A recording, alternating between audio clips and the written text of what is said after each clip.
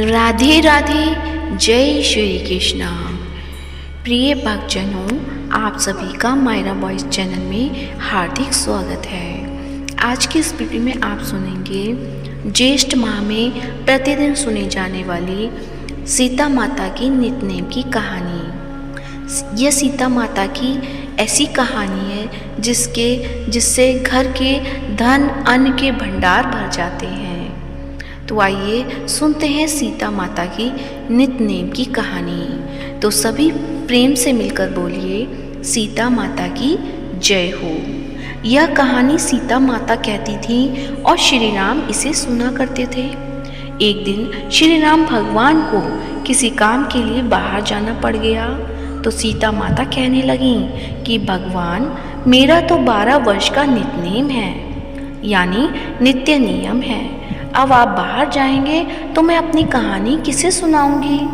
श्री राम ने कहा कि तुम कुएं की पाल पर जाकर बैठ जाना और वहाँ जो औरतें पानी भरने आएंगी उन्हें अपनी कहानी सुना देना। सीता माता कुएं की पाल पर जाकर बैठ जाती हैं। एक स्त्री आई, उसने रेशम की जरी की साड़ी पहन रखी थी और सोने का घड़ा ले रखा था।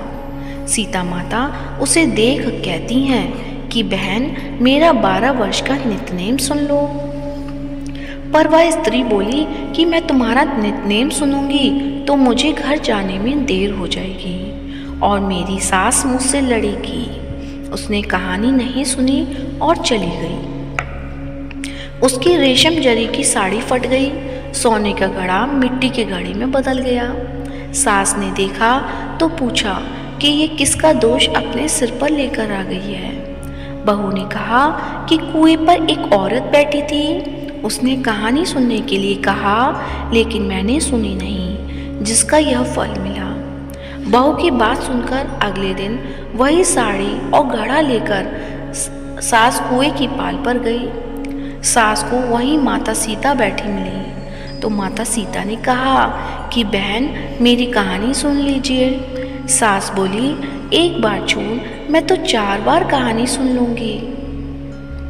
सीता माता बोली, राम आए लक्ष्मण आए, देश के पुजारी आए, नित्य नेम का नेम लाए, आओ राम बैठो राम, तभी रसोई जियो राम, माखन मिश्री खाओ राम, दूध बताशा पियो राम, सूत के पलका मोटो राम, शाल दुशाला पोठो राम, शाल दुशाला ओढ़ो राम, जब बोलो राम ही राम, राम सवारी सबके काम, खाली घर भंडार भरेंगे, सबका बेड़ा पार करेंगे, श्री राम जय राम।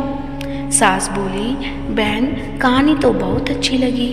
कहानी सुनकर सास चली गई और उसकी साड़ी फिर से रेशम जरी की बन गई। मिट्टी का घड़ा फिर सोने के घड़े में बदल गया। बहू कहने लगी, सासू माँ, आपने यह सब कैसे किया?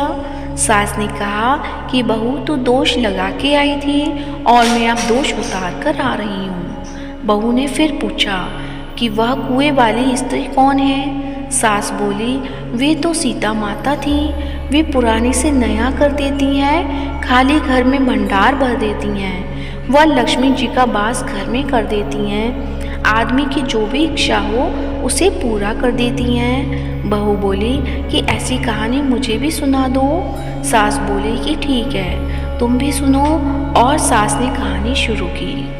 राम आए लक्ष्मण आए, देश के पुजारी आए, नित्य नेम का नेम लाए, आओ राम बैठो राम, तभी रसोई जियो राम, माखन मिश्री खाओ राम, दूध बताशा पियो राम, सूत के पलका मोटो राम, शाल दुशाला पोठो राम, शाल दुशाला ओढ़ो राम, खाली घर भंडार भरेंगे, सबका बेड़ा पार करेंगे, श्री राम जय राम।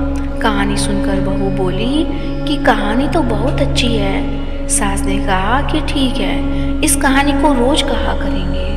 अब सास बहू रोज सवेरे उठती, नहाती धोती और पूजा करने के बाद नित्य नेम की सीता माता की कहानी कहती। एक दिन उनके यहाँ एक पड़ोस की औरत आई और बोली कि बहन, जरा सी आँच देना। तो वह बोली कि आँच तो अभी हमने जलाई ही नहीं। पड़ोसन ने कहा कि तुम सुबह 4 बजे से उठकर क्या कर रही हो फिर? उन्होंने कहा कि सुबह उठकर हम पूजा करते हैं, फिर सीता माता के नित्य की कहानी कहते हैं। पड़ोसन ने उनकी बात सुनकर फिर कहा कि सीता माता की कहानी कहने से तुम्हें क्या मिला? वे बोली, इनकी कहानी कहने से घर में भंडार भर जाते हैं, सारे काम सिद्ध हो जाते हैं, मन की इच्छा भी पूरी होती है। पड़ोसन कहती है, बहन ऐसी कहानी तो मुझे भी सुना दो फिर। वह बोली, ठीक है, तुम भी यह कहानी सुनो।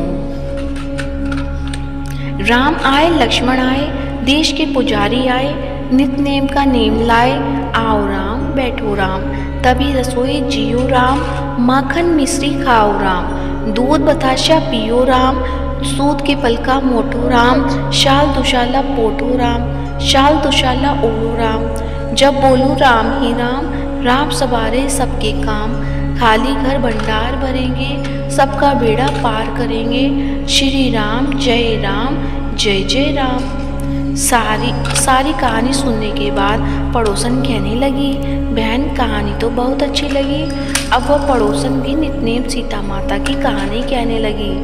कहानी कहने से सीता माता ने पड़ोसन के भी भंडार भर दिए। अब तो पूरे मोहल्ले में नित्य की कथा चल पड़ी, हर किसी की मनोकामना पूरी होने लगी। हे सीता माता, जैसे आपने उनके भंडार भरे, वैसे ही आप हमारे भी भंडार भरना, कहानी सुनने वाले के भी और कहानी कहने वाले के भी। तो प्रेम से बोलिए, सीता माता की जय हो। तो आशा करती हूँ आज की कहानी अच्छी लगी होगी और इस कहानी को पूरे ज्येष्ठ माह में पूरा अवश्य सुने और इस कहानी को अपने फैमिली मेम्बर्स, रिलेटिव्स को फॉरवर्ड ज़रूर करें और साथ ही वीडियो को लाइक करें और चैनल को सब्सक्राइब करें। धन्यवाद। सीता माता की जय हो।